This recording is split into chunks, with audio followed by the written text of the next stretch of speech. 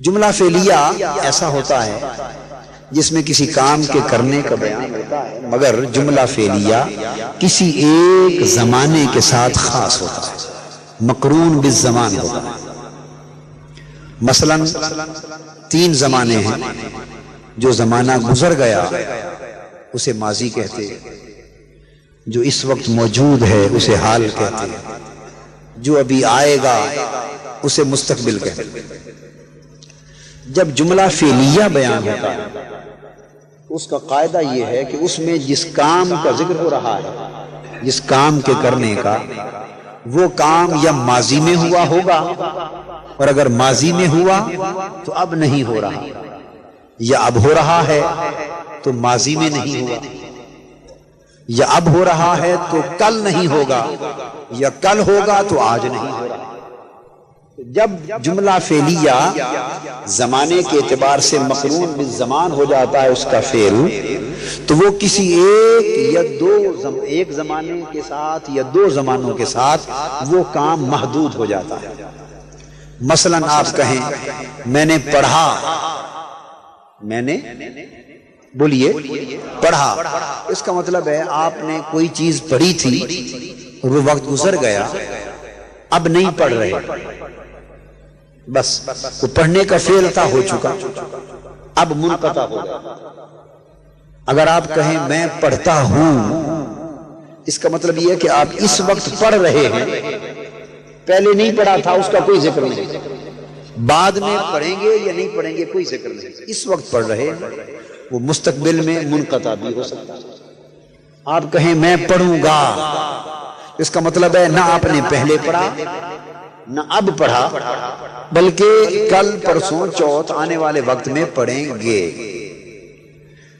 تو فعل کسی ایک زمانے کے ساتھ خاص ہو گیا۔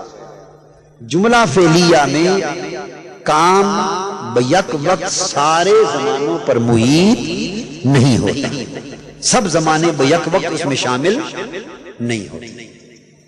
ایک زمانہ ہوتا ہے، یا صیغہ مضارع کا ہو تو زیادہ سے زیادہ 2 زمانے، بس۔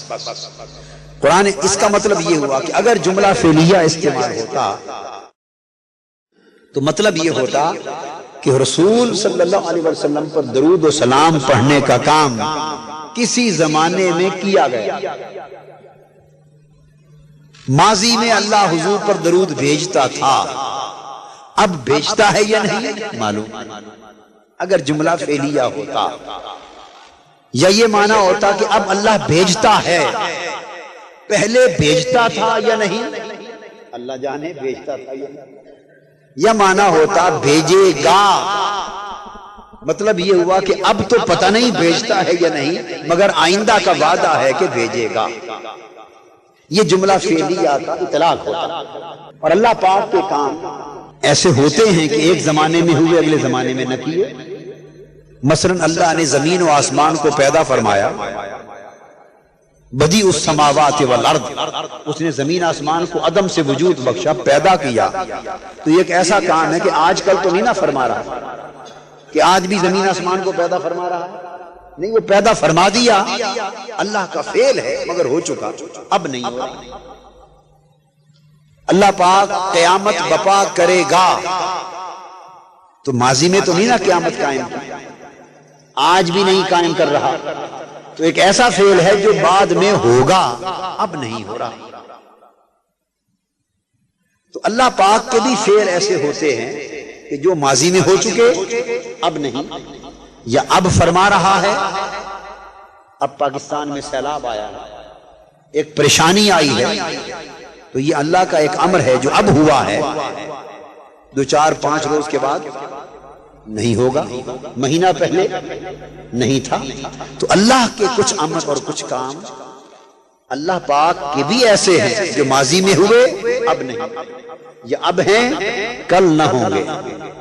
تو جملہ فعلیہ میں یہ بات طے پا گئی کہ کام کے ہونے کے لیے ایک وقت اور زمانہ مقرر ہوتا ہے، بس۔